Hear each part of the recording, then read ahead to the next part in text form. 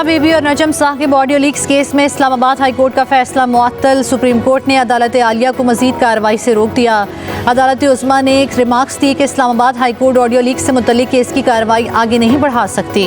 अदालत आलिया के पास खुद नोटिस लेने का इख्तियार नहीं। 29 मई और 25 जून का हुक्म इख्तियारात से तजावुज़ है। सुप्रीम कोर्ट ने वफाकी हुकूमत की दरख्वास्त पर ऑडियो लीक्स केस का रिकॉर्ड तलब कर लिया। नजम साहिब बुशरा बीबी को नोटिस जारी। 29 मई के हुक्मनामे में इस्लामाबाद हाई कोर्ट ने टेलीकॉम कंपनीज को फ़ोन कॉल्स और डाटा रिकॉर्ड करने से रोक दिया था।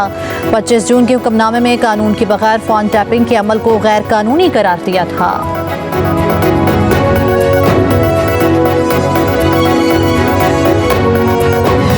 क्या हाई कोर्ट ने यह तयन किया है कि ऑडियो कौन रिकॉर्ड कर रहा है?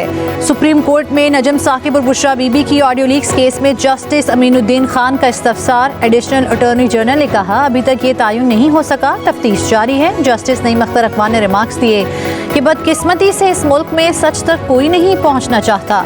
सच जानने के लिए इंक्वायरी कमीशन बनाना, इसे सुप्रीम कोर्ट से स्टे दे दिया गया।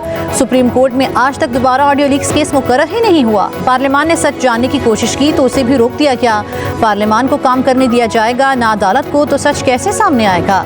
जस्टिस अमीनुद्दीन खान ने कहा कि यह भी तो हो सकता है जिनसे बात की जा रही हो ऑडियो उन्होंने लीक की हो। क्या इस पहलू को देखा गया है? आजकल तो हर मोबाइल में रिकॉर्डिंग सिस्टम मौजूद है।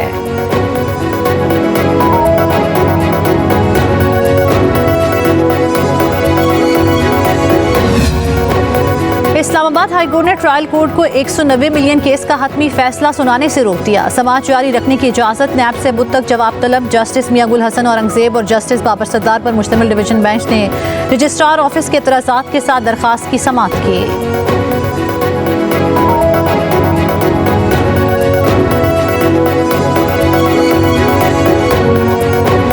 मुझे मिलिट्री कोर्ट मुंतकिल करने के लिए फैज़ हमीद को वादा मुआफ गवाह बनाया जा रहा है। बानी पीटीआई की कमरा अदालत में गैर रस्मी गुफ्तगू। कहा, यह सब इसलिए किया जा रहा है कि काजी फाइज ईसा को एक्सटेंशन नहीं मिल रही। उन्हें खदशा है कि मखसूस नशिस्तों के फैसले पर अमल दरामद ना हो जाए।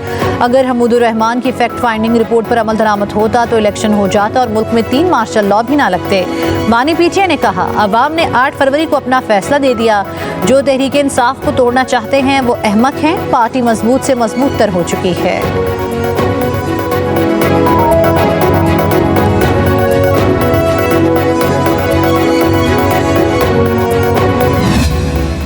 सुना होगा, हम तो कुछ करते ही नहीं है। Actions speak louder than words. Cyber knife machine का एक ट्रीटमेंट $100,000 एक ट्रीटमेंट के लिए खर्च किया जाता है। हमने तीसरा साइबर नाइफ मशीन आज इंट्रोड्यूस करवाया है जो कि मुफ्त इलाज पाकिस्तान की शहरियों के लिए उस साइबर नाइफ टेक्नोलॉजी के थ्रू करवाते हैं। बिलावल भुट्टो ने कराची के जिना अस्पताल में नए यूनिट्स का इफ्तिताह कर दिया। तकरीब से खिताब करते हुए कहा, पीपल्स पार्टी सिंध में आवाम की खिदमत कर रही है। NICVD, NICH और जिना अस्पताल गुड गवर्नेंस की बेहतरीन मिसाल है। आवाम को सेहत की सहूलियात मुफ्त फराहम की जा रही हैं। बिलावल भुट्टो ने कहा, बातों से ज़्यादा सिंध हुकूमत का अमल और काम बोलता है। सूबे की ताजिर बरादरी भी मुल्क की तरक्की में अपना किरदार अदा कर रही है।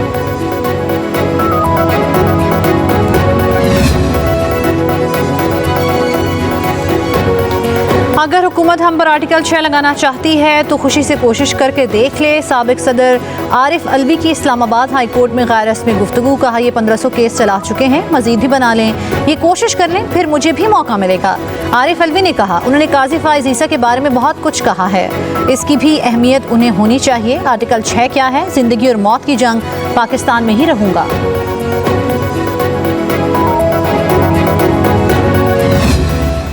पाकिस्तान मुखालिफ एजेंडे पे काम करते हुए इन्होंने रेजोल्यूशन 901 भी पास करवाई। पाकिस्तान को हर तरफ से नुकसान पहुंचाने की मुनज़्ज़म कोशिश की जा रही है। वो आप सबके सामने, और कोई एक दिन ऐसा खाली नहीं गया जिसमें पाकिस्तान मुखालिफ एजेंडे पे काम ना किया गया हो। क्या आप रऊफ हसन साहब को सहाफ़ी कहेंगे? करण थापर के साथ किसका राब्ता था? पहले न्याजी गठजोड़ था, फिर न्याजी फैज गठजोड़ बना। मुशीर इंसाफ बैरिस्टर अकील मलिक की इस्लामाबाद में प्रेस कॉन्फ्रेंस। कहा, साइफर से लेकर खारजा पॉलिसी तक के मुल्क दुश्मनी में चले गए। आज भी PTI का मकसद खारजा पॉलिसी ख़त्म करना है ताकि ये इक़्तिदार में आ सके। रऊफ़ हसन ने पाकिस्तान के खिलाफ दुश्मन क़ुव्वतों से मिलकर मुहिम चलाई। PTI की जानिब से IMF को ख़त लिखकर कहा गया कि पाकिस्तान को पैसे ना दें। इस हुजूम ने पाकिस्तान को हर मुमकिन नुकसान पहुँचाया। फारूक सत्तार ने खबरदार किया है कि बिजली रिलीफ ना मिला तो सिविल नाफरमानी की तहरीक चलाएंगे। MQM रहनुमा ने कहा कि सिंध हुकूमत हमें सब्सिडी देना ही नहीं चाहती, आवाम को रिलीफ दिया जाए वरना कराची से सिविल नाफरमानी की तहरीक शुरू होगी। हुकूमती जमात के सरबराह बेटी के साथ बैठकर अशराफियाँ लुटा रहे हैं। पंजाब को इजाफी पैसा दिया जा रहा है। वफाकी हुकूमत से पूछते हैं क्या बाकी यतीम और लावारिस हैं? आज हमारे घर में आग लगी है, कल तुम्हारे घर में भी लगेगी।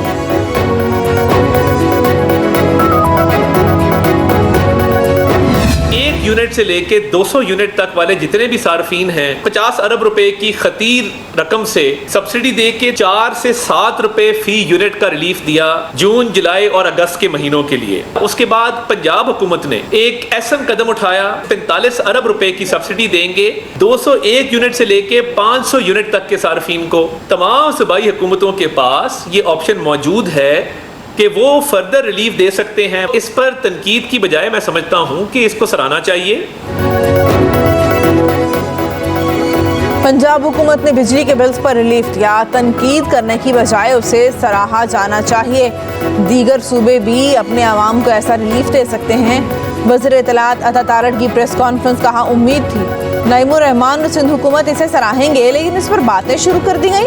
वफाकी हुकूमत ने पूरे मुल्क में 1 यूनिट से लेकर 200 यूनिट तक के तमाम बिजली सारिफीन को 50 अरब रुपए की सब्सिडी दी। ये रकम तरक्याती बजट से कटौती करके बिजली के बिलों में रिलीफ के लिए दी गई।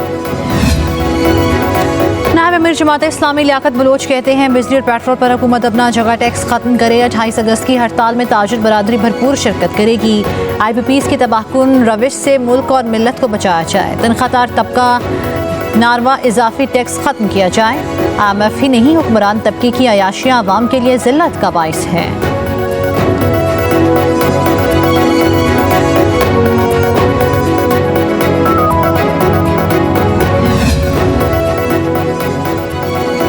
साबिक सूबाई वजीर शकील खान के ऐवान में मुमकिन एहतजाज के बायस स्पीकर को इजलास मुलतवी करना पड़ा। स्पीकर KP असम्बली की जानिब से इजलास मुअख्खर करने की अंदरूनी कहानी सामने आ गई। असम्बली इजलास 19 अगस्त को शेड्यूल था, स्पीकर ने अचानक 26 अगस्त तक मुलतवी कर दिया। वजारत से बरतरफी सूबाई वजीर ने असम्बली फ्लोर पर मौक़िफ़ पेश करने का इंदिया दिया था। शकील खान की बानी PTI से मुलाकात मुतवक्किल है।